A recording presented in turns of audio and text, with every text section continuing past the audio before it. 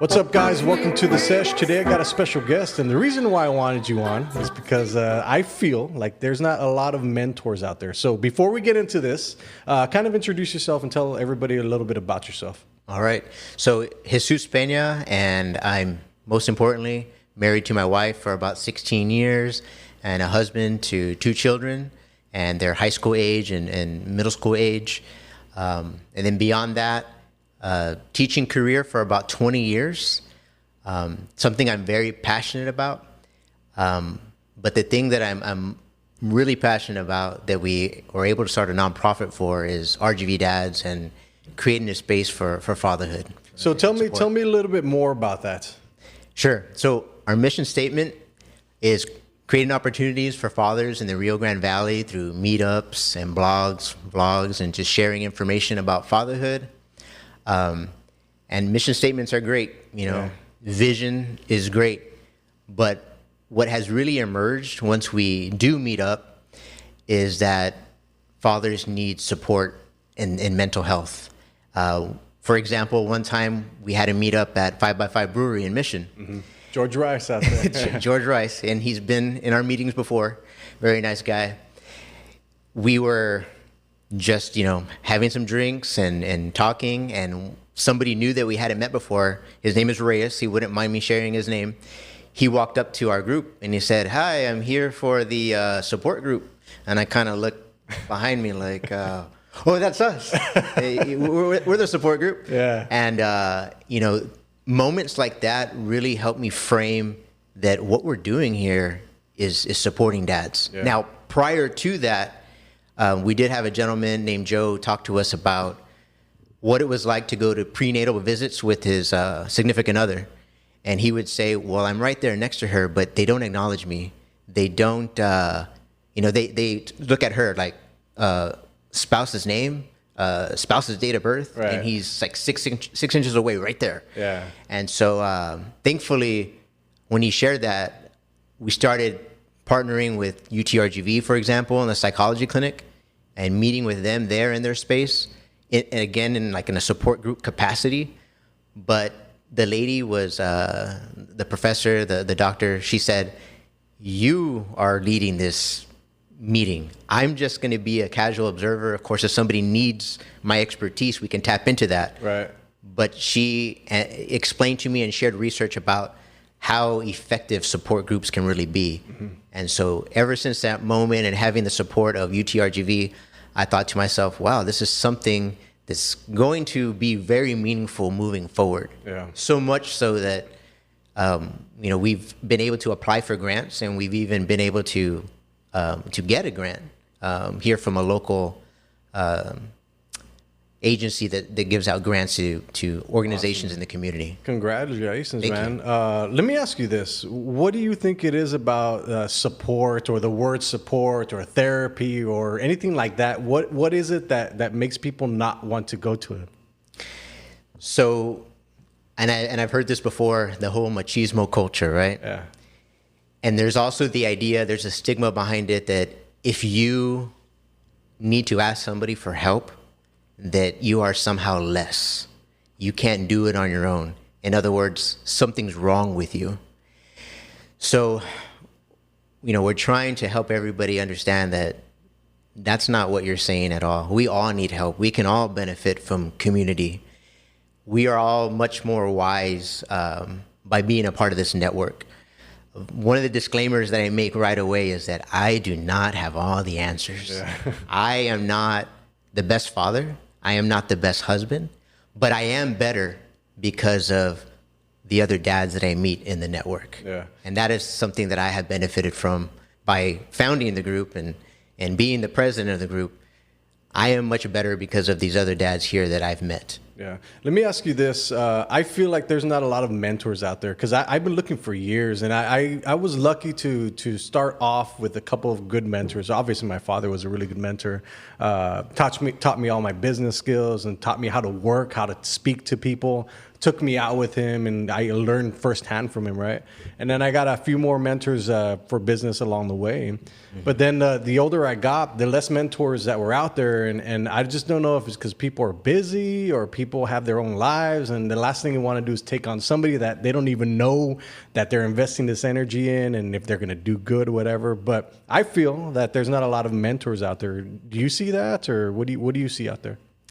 Yes, I think that it can be a challenge to find a mentor. Like you mentioned, some of my first mentors were my grandfathers, my father, and then some of my uncles. These are people that really took me under their wing.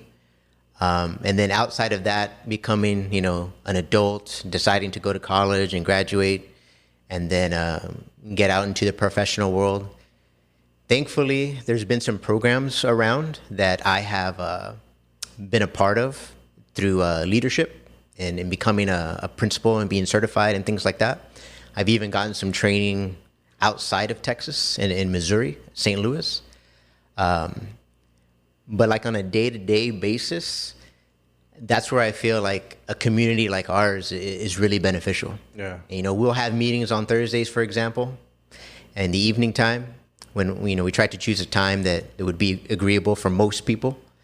And in that space, we always have like 3 questions where we talk about a certain topic. Like last week, it was barbecue and grilling, right? Mm-hmm. Great topic. But what always brings us back is you start flashing back. Well, where did I get these barbecue skills from, these grilling skills?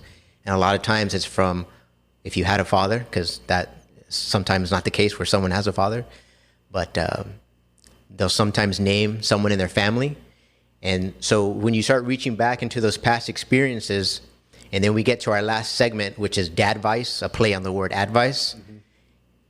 you start remembering what you just shared, and you start tying it into like, okay, well, how did that past experience affect who I am today? Yeah. And then so now it's a question about like, well, what's the best way that I can help mitigate my anger before I walk into my home with my family? Yeah. And those are the real powerful, deep conversations that we'll end up getting into after talking about maybe some of the fun stuff like grilling, barbecue, and things like that, which they're great in themselves. Yeah. But we all know that being able to be a positive influence on our family once we arrive home after a long, hard day of work, that's going to be most important. Yeah, I feel like even going back to the barbecues, like it's one of the most primal things ever, man. Like think about that. Like when we were before electricity, we all gathered around a fire to cook food, and mostly it was with other men or with a family, right? Mm-hmm. And you fed your family. But going forward is like going back to going back home. Like when you're full of work and you're work mode and you've been tired all day, can you kind of share some experiences like how to de-stress before you get in there? Because I'll tell you this, like it's stressful out there. It's for one thing, it's getting more expensive, mm-hmm. and you have to work longer. You have to work more to be able to just get the same things that you were able to in the past, right? Yes. But I feel like a lot of people can't control their emotions, and they can't control their feelings, and especially men. Mm-hmm. And I feel that men specifically have to get that under control, because if they don't, then that's what leads to the outburst. That's what leads to the uncontrolled anger, and then whatever. Like anything can trigger you. So can you kind of make people understand or help people understand like some techniques that they can do before de-stress before they get home? So on a personal level, and what works for me may not work for somebody else. Sure. One of the things I like to do is listen to music. And so I know that you and I are probably about the same age. 42. I'm 44.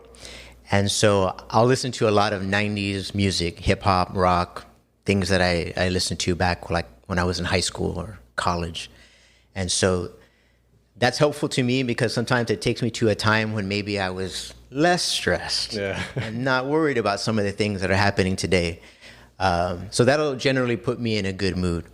But something very powerful that we've talked about as a group of dads is creating a safe dialogue with your spouse where you can come to them and say, totally transparent, hey, I'm not having a good day. And it can be through a text message. But being able to be right there in front of your spouse and say, if one more thing happens to me, I'm probably going to lose it. You know what I mean? Yeah. And then for them to understand too that you might just need to sit in the bedroom or sit in an office space if you have one of those in your home, and just have a few minutes and then get back out there and kind of like get engaged and get back into the family dynamic, right? Yeah. And then some people, they might respond better to touch. So, maybe your spouse hugs you or gives you a kiss or something like that. That might be enough to kind of like, all right, this is good. This is relaxing. I can get back into the flow of things. Yeah. So those are a couple of things that we've talked about. And I couldn't do that early on in my marriage, being honest. Like I had to be strong. I had to be able to handle this on my own. I don't need someone's help. Marriage is a difficult thing within itself. Yes. So I've been married for 11 years, so I can imagine that, people go through certain things and then life experiences happen. So more stress comes in, and it's really navigating those uncharted seas together and sometimes on your own, because I feel also that if you pick the wrong spouse, then you grow apart instead of growing together. And I feel like a lot of times, the spouses aren't on the same page most of the time, right? And I go back to picking the wrong spouse, because if you do pick the wrong spouse, then you're probably going to be an 80-year-old person that's getting yelled at for the same things over and over again. And I feel that I say this all the time. It's like, the last thing I want to do is be an 80-year-old man getting bitched at about something I did in my 30s. And it might be like, so I come off a little bit as rude or brash sometimes, but I feel like, honestly, like men need to have their emotions controlled, and a lot of times we don't. Something ticks us off or whatever, and we have a certain way of dealing with it, right? And then versus women, right? Because women are passionate. They're very patient, and where we men are not, right? We lack certain things. So I feel like it's kind of hard to help wives maybe understand that about men. Do you find that, or am I completely wrong? What do you think? I'm full of shit. No. I think you're definitely hitting some good points there. So, like I said in the beginning, I'm trying to kind of like do the marriage, but on my own. Yeah. And if I would just share more information and give more of myself and trust that she's not going to judge me, that she's not going to think any less of me, then I'm going to get further if I let her in more. And so I think one of the things that we've talked about too in our group is that there are probably some things that you won't share with anybody. Yeah. Like maybe only your parents know, for example, for fear of someone's going to take that thing, turn around and stab you in the back with it. I think that's, if I were to guess, most people are probably carrying something like that. And that's fine. Maybe you are never going to share it with anybody else. So this is actually something that I've talked about and been through, right? But I think the more that you're able to do that with your spouse and maybe with the close number of friends, these are the people that are going to really get you. I have some friends that I've known since elementary school. Yeah. And maybe they live in a different city like San Antonio or far away. But the moment that we get together, it's like we never, missed a beat. We were just on the same page. Yeah. So I have gotten more comfortable over the years, and I feel like that's helped our relationship. It's helped me. It's helped me not have the outburst that you mentioned earlier, because it always happens that afterwards, and I know it's not for all people, but I would say for some people, you feel things like guilt and shame, and you wish you never did that. It's just regret. Well, I don't want to feel that anymore. You start getting to a certain age where you're like, I can do better. I can be better. And that's just what I've decided for myself. I'm just going to try to be better. I want peace. I want happiness. Yeah. These things are very important to me. And I think I've heard you mention that those things are important to you as well. Yeah, absolutely. I don't know if it happens after 40, because after 40, I just stopped counting. I think I'm 42 or 43. I don't remember. I stopped counting, man. But the thing is, at this point, I kind of got my fitness on track, right? I got my eating under, because I was obese and I was depressed at some point, right? And I was like, I can't continue life this way, especially when I got young kids. I kind of have to be the role model in this house, right? Mm-hmm. So I figure it's like the rest of the time that I have left, and if I get to live long, then I need that time to be as good and as quality as possible, right? Yes. And I can't do it without my mind being right. So I had to really dig deep inside myself to figure out, like, okay, are these the things that I want to do in life? Are they adding value to my life? Are they adding value back into the community? Because at the end of the day, you live certain life, right? You wake up in the morning and you should be happy to get out of bed. I would say most people aren't. I could be wrong, but I don't know. I would say most people aren't happy to get out of bed and then go to a job that they don't like or they do like, whatever, right? And because they're worried about the challenges that are going to happen in life, and they're just always worried. They're living in the future because they always have that worry, and they're living in the past because they carry some regret them. And so they're never living in the present. Mm-hmm. They're time traveling, right? Yeah. And in essence, but I feel like in order to be able to live your truest moment, your truest life, is you live in this moment. Like, we're having this conversation, my attention is on you. Mm-hmm. Like, this is how I feel like most life should be. And I'm not saying that you can't worry about the future or the past, right? Mm-hmm. But just don't let it consume you, because then you don't get to sleep at night. You don't get enough rest, and you're just thinking, you're racing. You wake up in the middle of the night, then you wake up tired, and then that continuation keeps happening and happening and happening over and over and over again. And then you get older fast. Yeah. And then time passes by like that.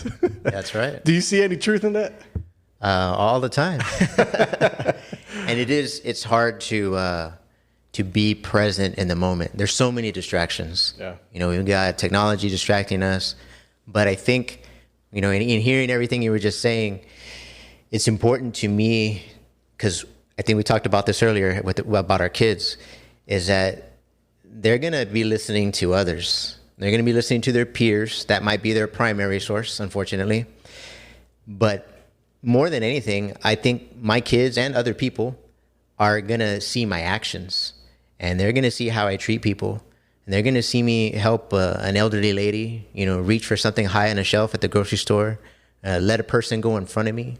I've made sure to take my kids to insurance agents or the bank, and they hear about how to engage with another person in a professional manner. Yeah. Ever since they were little, because I knew that every seed that I was planting, that it was going to sow one day. And so flash forward to when my daughter could get her first account at the bank and get a debit card with it. 13 years old is, you know, at our bank when you can do that.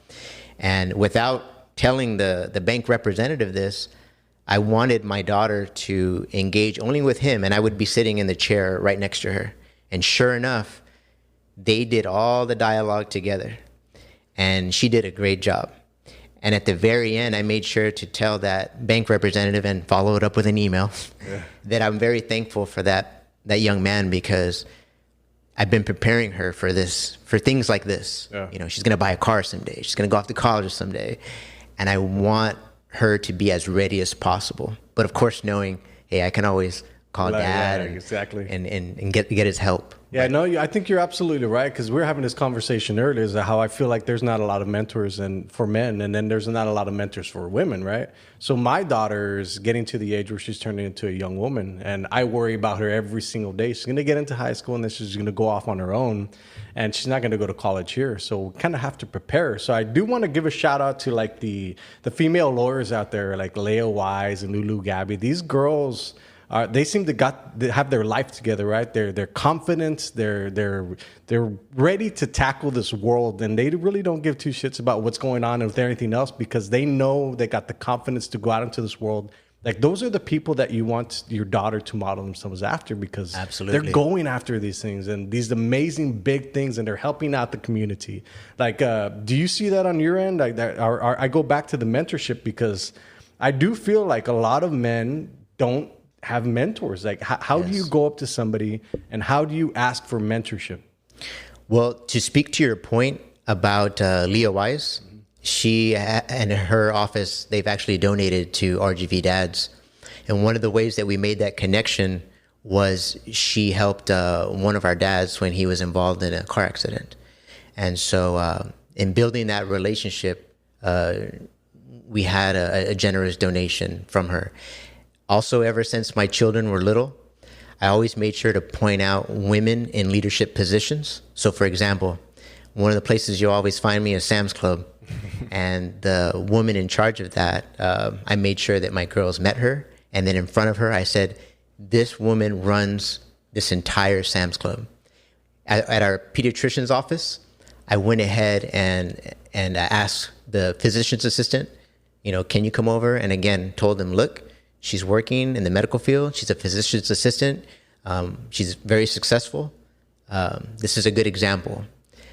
The first example, though, and I should have mentioned this before the two ladies, is my wife. They're going to see her on the daily, and she's a great example of someone who has worked in education. She's very generous of her time with her students. Schools ask a lot of teachers and administrators as well. So it's good that they have someone in our home that they can look to first. But I do make sure to point out all these other people. Yeah. And as far as other mentors, it's happened for me just because of being in the career field of education. But in looking, because we had this as a topic for one of our meetings, mentorship, I think there's maybe a misconception that a mentor has to be someone older than you. What I've come to learn in this group is that some of the dads that are older, yes, they are good mentors, or some of the ones that they're my same age, about 44 years old. But I've actually really learned a lot from some of the younger dads. There's been a couple of cases where my mind was blown. One of them is, again, respecting our elders, and in specifics, our parents. And so one of them, he lost his father. And I thought to myself, my parents don't live far away. I live in Edinburgh. They live in Harlingen. But sometimes other people I talk to view that as like, wow, that's really far. Right. It's kind of inconvenient to go that way. But I am making more time. Just this past weekend, we went to a Vipers game together, just me and them. I joked with them and I said, hey, it was like the 80s before my sister came along. And I love my sister very much. I hope she watches and knows this. And we talk and we have a great relationship. She lives in a different state than I do, but we are able to keep up a good relationship. But it's important to me to just learn from these fathers, whether it's, unfortunately they lost a parent, or in another case, the dad was sharing, and I can't quite explain it the way that he did. Like, I won't do it justice, but he has custody of his daughter, and he's getting remarried soon. And he was saying that we, as fathers, are growing up as we watch maybe our 7-year-old daughter. As she's growing up, we're growing up at the same time. And sometimes you don't really put that all together. But the way that he phrased that, I was just shocked. Like, that's a good point. Because we're learning. Again, there's no manual for this. But we can be better by looking around us.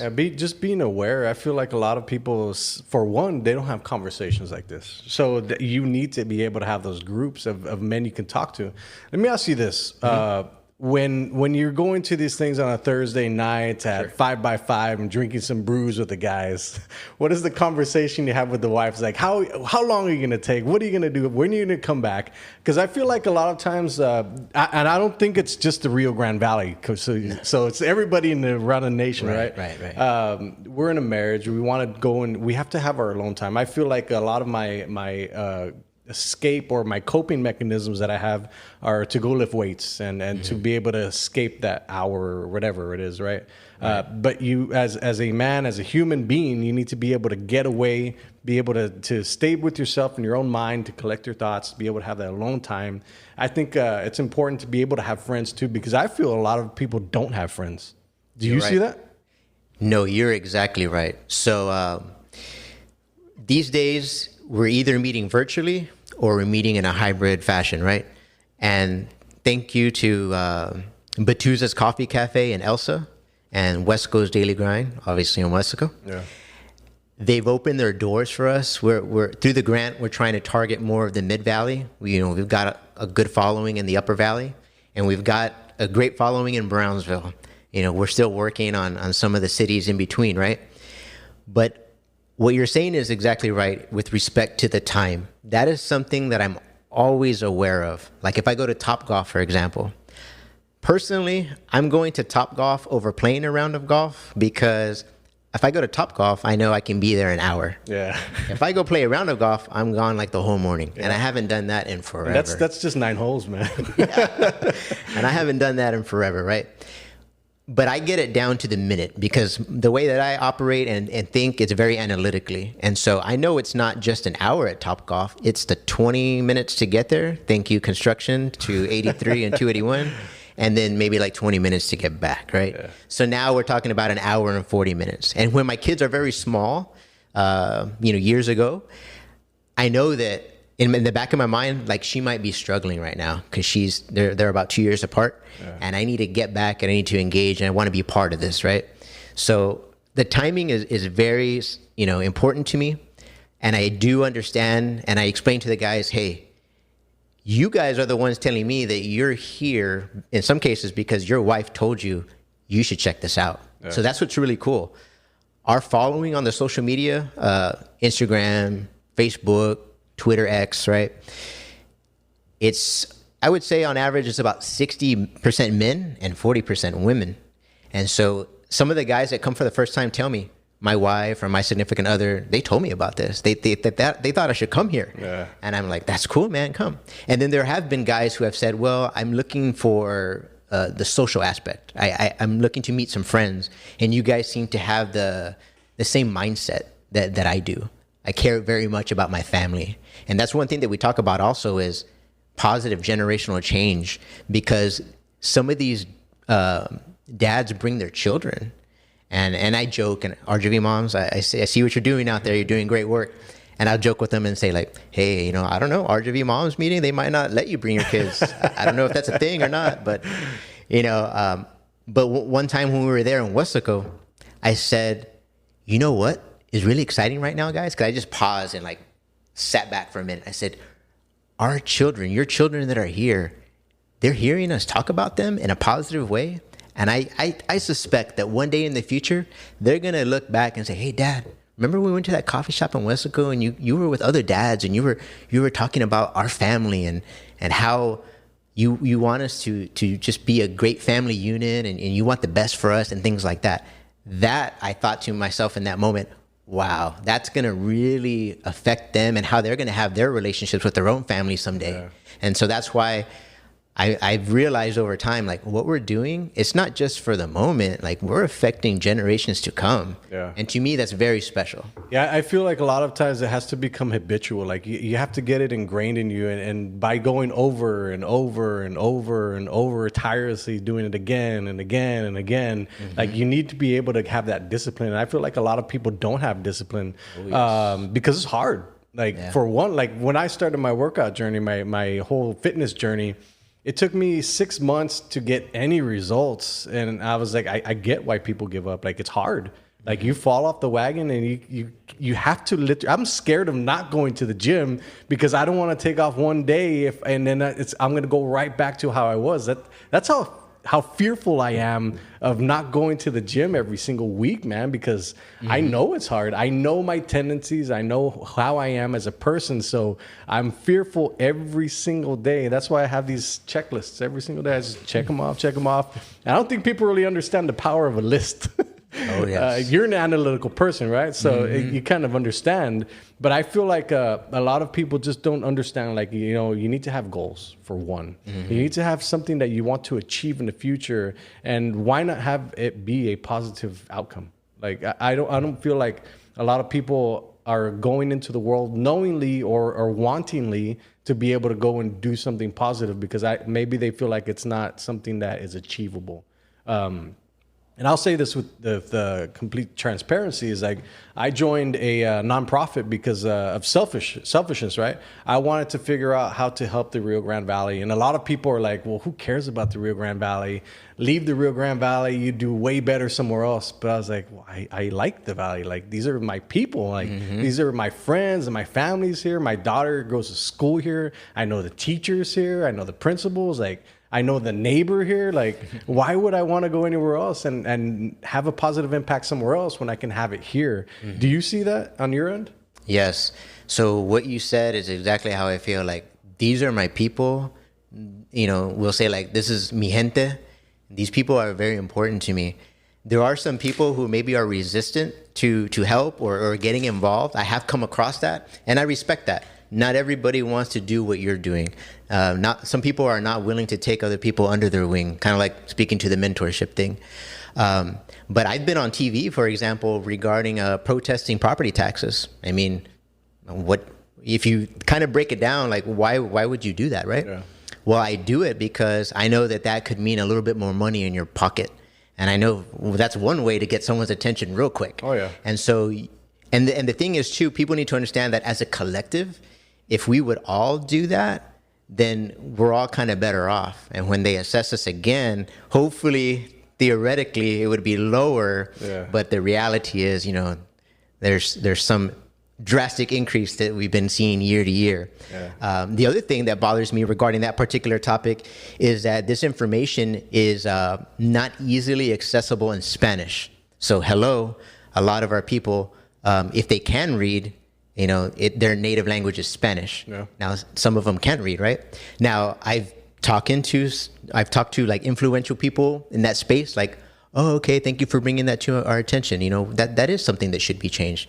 That was years ago. It's never been changed. And what's available is a link to click on so you can get to the Spanish version. But you and I both know what the problem is with that, the digital divide. Mm-hmm. So these people already are at a disadvantage because of the language. And now you're going to throw a second barrier at them, which is, can I get access to it? Could I even print it if I needed to? Right. So it's like so many things are set so that this particular subset of people, they're not going to be able to protest their property taxes. Yeah, it's an interesting thing because even when I had the judge sitting across from me, he's like, everybody's talking about these things and they're complaining about these things, but nobody's giving ways to like figure it out. And I clearly have given ways to figure it out, yet they still are unheard. So I was like, you know what, forget that. Let me join this nonprofit and figure it out, and also align the same goals that Hidalgo County has with these goals. That way, at some point, they're doing their thing, we can do our thing, and at some point, maybe we'll meet together, maybe not, but we still want to have an impact on the Rio Grande Valley, because I think at the end of the day, like, our kids are going to grow up here. They're probably going to come back if they leave, and they're going to have a direct impact on the community here. So I figure it's like it has to be the people that are here that are going to do this, because you get somebody from out of town that's going to come in for a $250,000 a year job that they're bringing out from in here, you know, that they're bringing over here. Mm-hmm. They don't know anything about the valley. Right. Like, the people here are the ones that know the valley, they know how to speak the language. They are the ones that can move the things forward. And I feel like a lot of people that are maybe in office, I don't know, don't really see that. And I feel like it's a shame that they should, because the people here are the ones that are going to make the difference. That's right. Let me ask you this. 44 years old, right? 44. How do you view time from what you have now to the rest of your life? That's an interesting question. So these days, my belief is that I still have quite a bit of time to go. I love teaching. I love being in the profession of education. But what you can do, in this case, what I'm doing, is you can pursue other passions simultaneously. And it's especially important to me because it is having a positive change. But sometimes I do feel pulled in multiple directions. Like right now, I've got some emails that I want to respond to. I'll give you one example. Through HEB and their partnership, we do what we call a dad basket, right? And so one of our dads that's been meeting with us since the beginning of the year in Weslaco and sometimes in Elsa, I think they have like a 3-week-old baby. And you said it earlier, there's inflation, there's all these higher costs. I mean, just the cost of having a child, right? Yeah. That's very expensive from 0 to 18 years of age.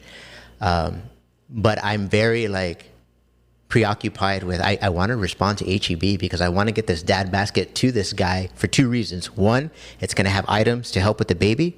And 2, it's going to have items for him because he needs to understand how important he is to his family dynamic. What's great about celebrating moms. Yeah, for sure. Yeah. So I to address your question some more, I wish I had sometimes more time to devote to RGV DADS. And I do understand we have a great board. We have our vice president, Mo. I know you've met him, Mauricio Peña. We have Tony, and we have Abiel, and we all have full-time careers. But we want to, with RGV DADS, we want to affect as many families positively as we can. But like I said, like that email is burning a hole in my pocket over here. Yeah. And I'm like, I really want to get this to this gentleman because I know it's going to be helpful, but mostly I think helpful in his, in a psychology, frame of mind. And thankfully I did speak to him briefly yesterday too. And he sounded just like so happy, and he was home from work and he was with the baby, and that actually does good for me when I hear how well he's doing.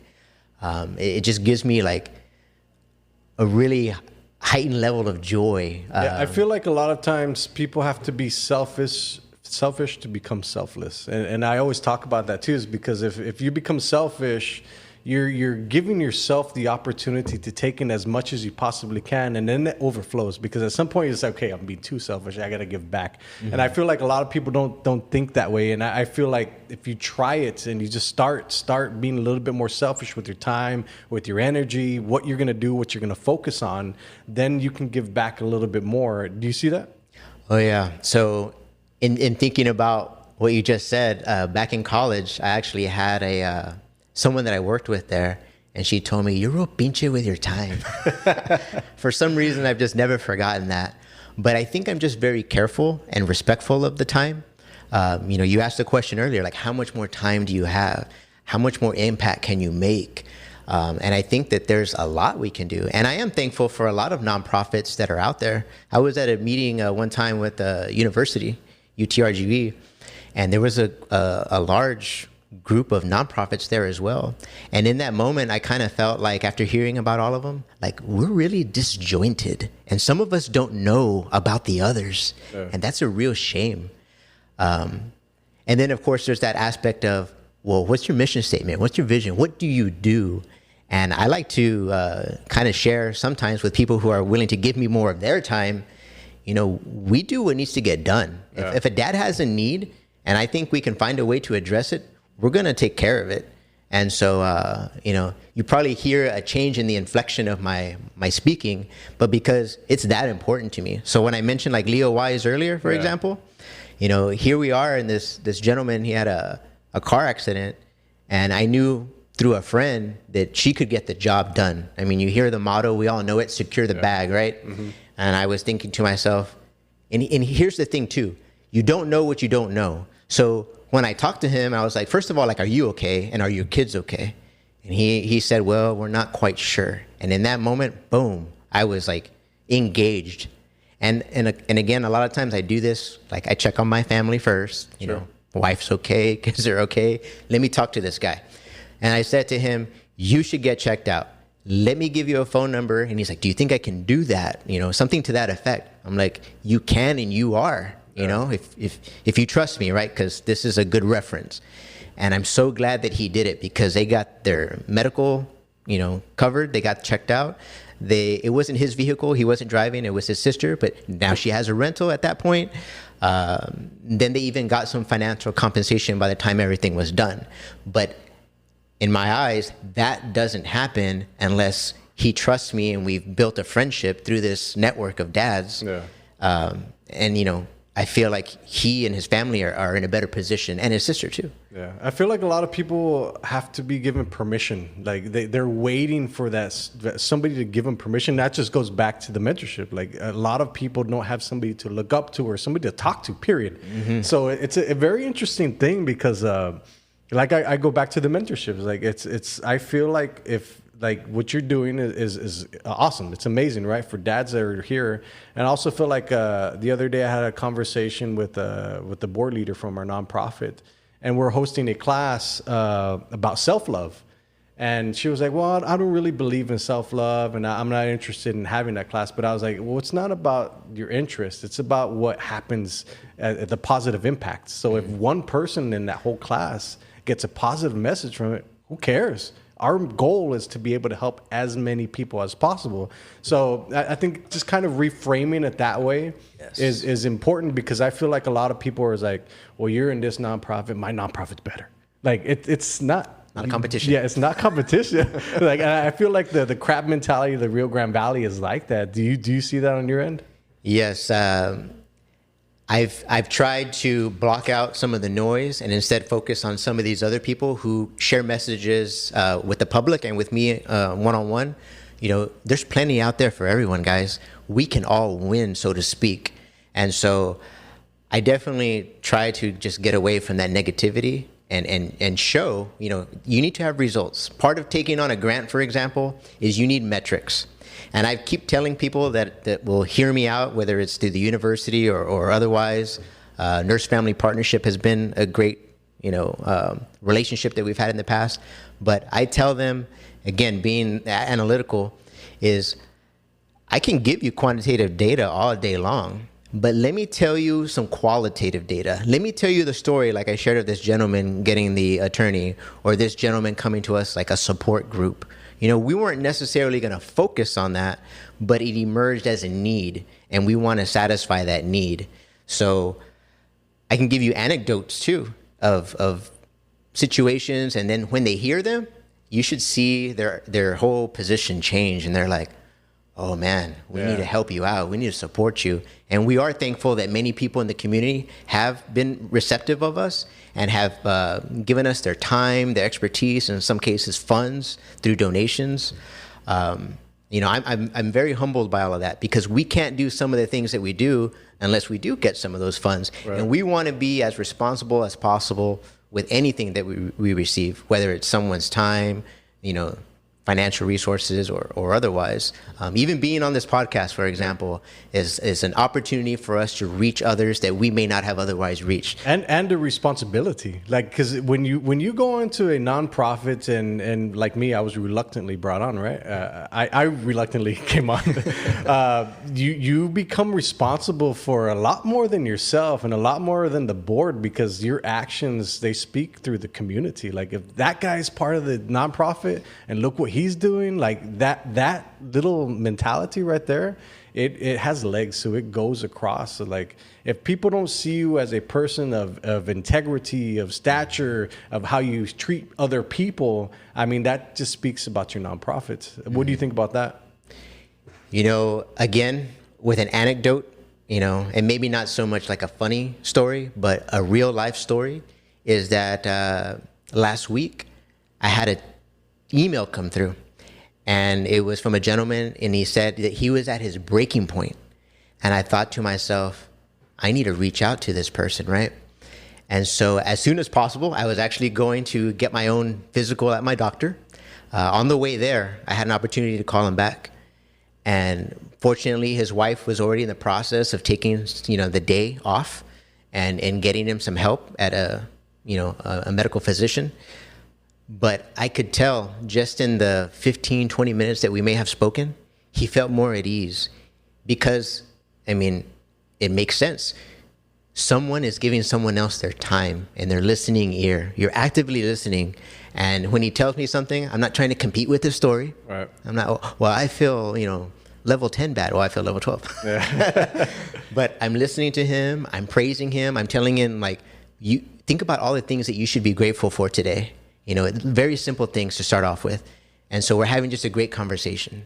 And then in that, I'm explaining what I'm doing. I'm going to get my physical. I want to be on this earth for as long as possible for my family and for others. Mm-hmm. And he knew, like, here's someone that was willing to give of his time, and he felt better. I felt good too, because I knew, like, he's getting the care that he's going to need from a medical professional. And then he followed up too, a day or two later, maybe like a text message, I think.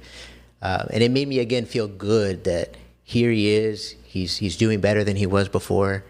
And we kind of do that for each other. Some of the dads, I don't need to be the go-between. Yeah. I don't, like, if you were to join and you were saying, like, well, I want to talk to Tony, for example. Well, talk to Tony. He's right there. You're grown adult. And so a lot of that happens. And that was kind of the point. And also in the beginning, some of the other board members would tell me, like, or some of the advice that we got from very core members was, you need to make sure that you're allowing everybody to access each other, whether it's through Discord or maybe a direct message on Instagram or whatever the case may be, right? And so I've seen that, how friendships have formed, and it makes me really happy. Like, nowhere do I feel like jealous, like, oh, you guys are hanging out without me. Like, that's not cool, man. Please do, man. Go for it. Like, that's what this is for, right? I can't be everywhere at any given time. I can't be everything to everyone. And that's not what I'm trying to do either. Please understand that. But I'm very thankful for the brotherhood. You think back to like growing up, like we were on teams, or some of us were in the military. You have a great number of military veterans in our group too. And so we like this camaraderie. Right.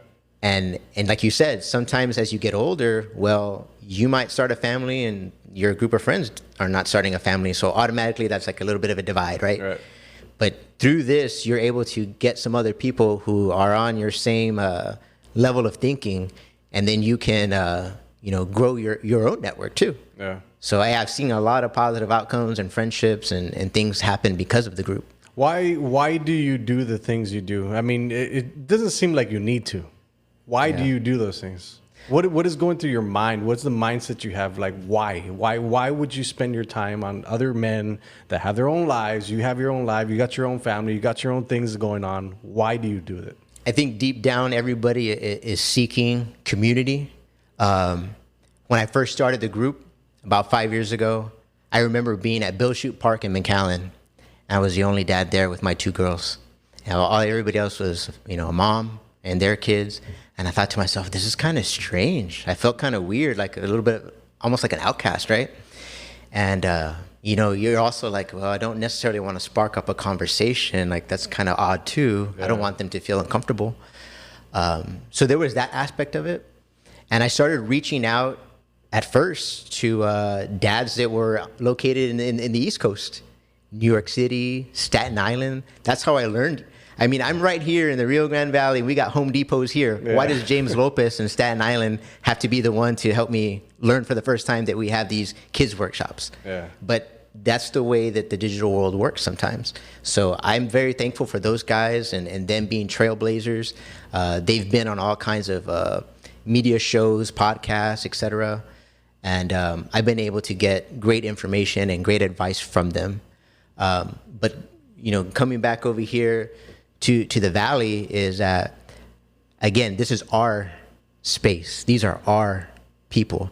And, seeing even my sister hurt, seeing my cousin hurt because, well, the dad no longer stayed involved in the family dynamic. And in one case, I can say that the father of the gentleman he had a very good career, and it kind of didn't make sense to me. Well, maybe he was too busy with his career to guide his son, for example. I could have just spent so much time thinking about all the reasons why not. But the simple thing that I thought we could do is, well, let's present a good example then. And I know not everybody grows up with a father and they don't have a good example right near them. So maybe this group could serve as a good example of what these are some of the, and the information never comes out as you should do this. Instead, it comes out as this is what I do. This is what works for me. And then other people get to decide, hey, that might work for us too. Yeah. I think you're absolutely right going that route, because when I lost a bunch of weight, I was getting into shape. I was like, you got to do this. You got to do this. You got to do this. And everybody's like, man, fuck off, dude. Like, I don't listen. So that's when I came across is like we were trying to help out so many people. And I was like, you can't help people unless you inspire them. Mm-hmm. So you have to inspire them first. And this is what worked for me. It might work for you. And I had to learn that the hard way, man, because everybody's like, dude, shut up, man. Like, stop talking to us, man. We don't want to hear your journey. So I was like, yeah, it is literally through inspiration, man. Like, you have to inspire your community. That way people look at you as like, okay, if this guy can do that, then maybe I can too. I'll try it out. And I feel like that a lot of people don't really have, like, I go back to the mentorship. Like, a lot of people don't have somebody to look up to because it's the internet. Like, a lot of people are full of shit. Right. Mm-hmm. And that's where I always ask everyone is like, what are your thoughts on everybody has a voice on the internet? What do you think about that? Yeah, definitely. Everybody does have a voice. Some voices are louder than others. Whenever possible, I like to try to get, one-on-one with the people because I think that's when you're going to find out, hey, this person is who they appear to be. Phone conversation. The other day, a dad reached out on Facebook, and I noticed he's not from the Valley. He's actually in Wisconsin.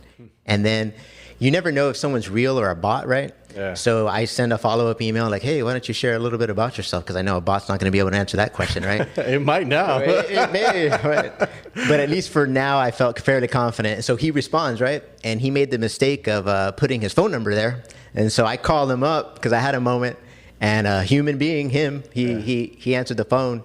And in that moment, I learned not only does he want to be a part of our Thursday meetings, but that he's connected to like a conference called At Home Dad conferences and stuff. And they've been going on for years. Wow. See, these are things we don't know unless maybe I pick up the phone and make that call. Yeah. But I started looking at his closing on his email and I thought, hey, this guy, he has a lot of value. And he's not from here, but I bet you he'd be willing to help us out in some capacity. Yeah. And so our guys actually get on different levels of commitment, right? There's no sign up, there's no dues or anything like that. But for example, some guys miss a meeting and they're like, hey, or I'm going to miss a meeting. They say, but I saw the questions and I answered them. Can you share this with the group? And I say, sure, of course. And I do. Faithfully, I'll share their answers. Or like someone maybe joins like 5 or 10 minutes, say like, hey, I'm sorry I'm late. And I'm like, hey, it's not a school classroom or something. Like, yeah. You're welcome to come and go as you please, right? And then, different levels of engagement and commitment. Some people might join for the first time and not say anything and just listen. And then maybe it'll be the second or the third meeting and they'll finally be like, hey, I'd like to share regarding this question. And I'm sorry I didn't, and they'll say like, I'm sorry I didn't share like in the last couple meeting or two, but I was just kind of listening and learning.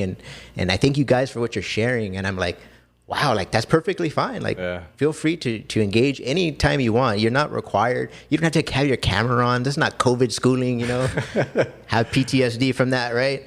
But, it's just interesting to me how many people, have their guard up. Yeah, I would say because I chat with I chat with a lot of people and they have their guard up too, which is fine. I completely understand it because you're not going to go into the world and tell everything about yourself, right? No. So you do want to go and get your due diligence and you want to learn a little bit about the group that you're about to go into. Absolutely. And going back to the social media part is one of the reasons why I started the podcast years ago and started to have a online image and brand is because one day when my kids grow up, they'll be able to look back and learn a little bit more about their dad, what he was about, the conversations I had, the willingness to go out into the world and present himself to the world in a professional, or they might not think it's professional when I cuss, but that's part of who I am, right? So I feel like this is the groundwork for what the person they're going to see in the future, because I'm not always going to be around, right? And when my kids grow up, they'll maybe look back at something that I talked about in this podcast or in something that I said, and that one little piece of insight might help them along that day. And it might help them somebody else, like a complete stranger. But I feel like going through these social media and presenting yourself in the best way possible is a type of mentorship that a lot of people don't have. And I think once they gravitate towards that, they see that, then they figure like, okay, it's okay to be like this. It's okay to go out into the world to maybe use some bad words or foul language to get your point across a little bit more, but also always be professional and take into account the other person's feelings, right? 100%. So I feel like that's a big important thing for me, because I've always struggled with authenticity, right? Mm-hmm. People talk about authenticity. I was like, what does that mean? I ask everyone, what does authenticity mean? It's just being the truest form of yourself. So this is the truest form of myself. When somebody walks in, they're going to get the exact same thing all the time. And people might be taken back with a few words that I use, but that's, at the end of the day, I found that I'm not going to be for everybody, and everybody's not going to be for me. And I'm fine with it. It took me a long time to figure that out. It takes a long time, yeah. But that's just how life works. Yes. Can you kind of touch on it? Yeah, so I'm not sure exactly when I can pinpoint it, but it possibly happened in my 40s as well, is that you start really being who you are, and you quickly learn some people don't like that, and that's going to be their prerogative, right? This is how I am, this is how I operate. I am trying to do things as possible in a godly manner, and trying to do things in a positive way. Things aren't always going to happen like that, because that's the nature of human interaction. You know, unfortunately, you know, I or the other person might do something, and I might, you know, so to speak, stoop to their level. But I feel like at that point, I tried to exhaust every other avenue, and now we just have no other choice. So like, kind of like people say, like, now I had to go there, right? Yeah, that's true. And, you know, thankfully, I think in most cases, I don't do that very often. But when people hear me say some bad words because of what my career is and what my profession is, they're like, what? That's, where are you coming from? You know, or maybe I post something on social media and they're like, whoa, we didn't know that about you. And I'm like, well, you know, that's how I feel about it. I'm happy to talk to you about that if you want to. But some people, they don't want to have that conversation. Or in some cases, I've gotten the very long text message from somebody and I've told them, look, when you said that, because unfortunately, I'm the type of person I'll lose sleep over something like that. At least at that time I was. And I made sure that I said my piece, and I sent them an equally long paragraph. But what was really cool is that in that moment, we accepted each other's viewpoint. And I think that's what's really missing. We need to have a discourse with each other that I'm going to hear you out, you're going to hear me out. And in the end, hopefully we'll have respect. And if it's worth it, we're both going to continue in whatever working relationship, friendship, whatever that may be. But I've definitely, you know, had to come a long way to get to this point. And for various factors. Sometimes they can include financial. Sometimes they can include in career. And sometimes it's just very personal. And so, it's taking me years to come to a point where I feel like fully comfortable. But I wanted to just speak to, in reference to RGV DADS and the nonprofit, one of the things I really like about it is that I'm able to include my family in sometimes the creative aspect of it. And then, of course, the events, try to include them as much as possible. There are some events where it's exclusive to dads, not as many probably, but the other dads can usually include their family too. Like I joked earlier when I said, well, you brought your kids to our RGV DADS meeting, but I'm not going to tell you like, hey, they need to sit out in the hallway or something. No, instead I say like, hey, go ahead and we're having a little coffee. Like they have lemonade here. Get them a little lemonade or a water or something too. Like I want them to feel loved and included. You know what I mean?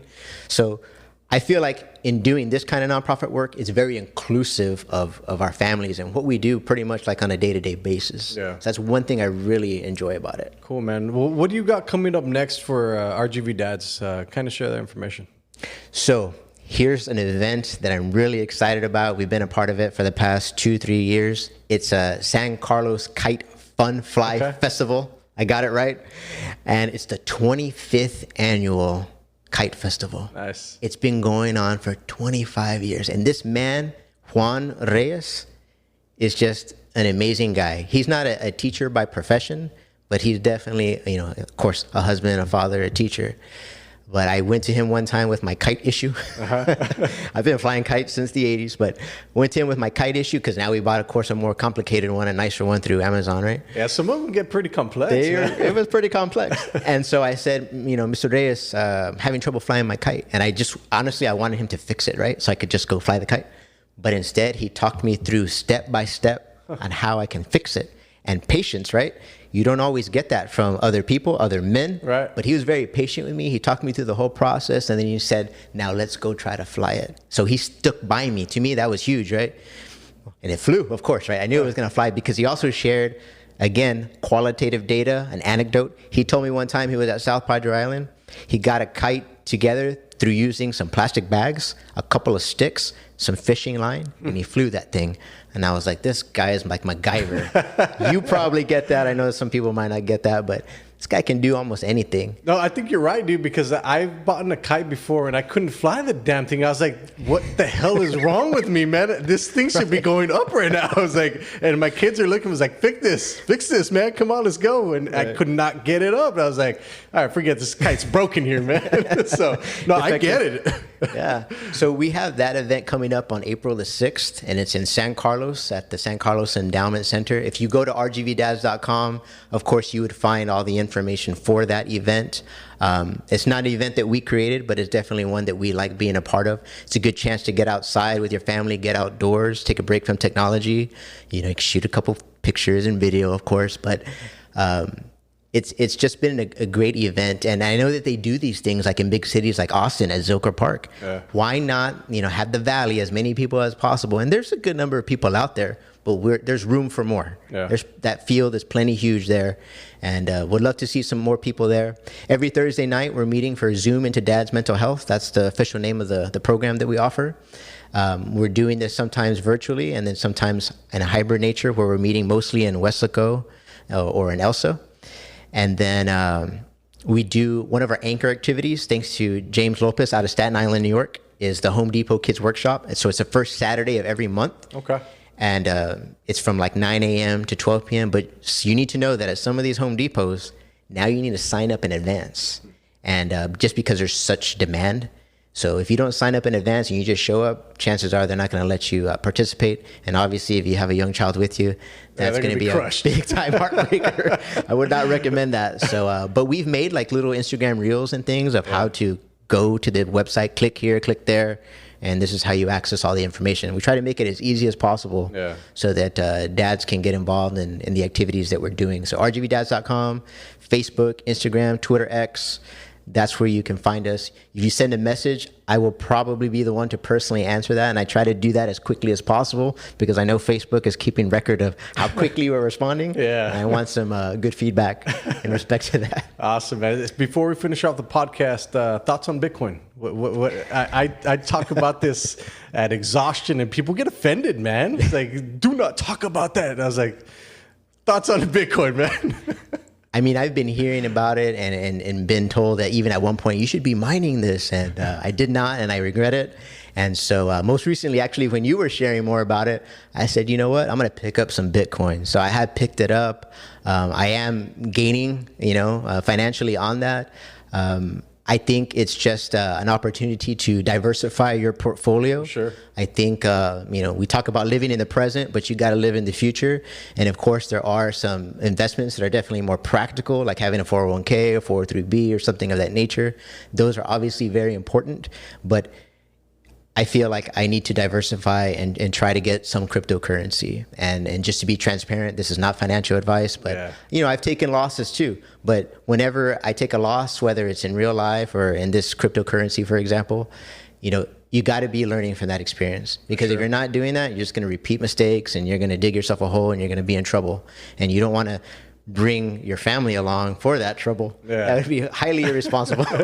Yeah, and on that same note, do not take investment advice from me either, because I've lost $27,000 on digital land, digital horses, NFTs, and all that stuff, and I dragged my partner down with me. So that's the part where I have disclaimer right there, man. So, all right, guys, we'll see you next time on the Sesh. Later.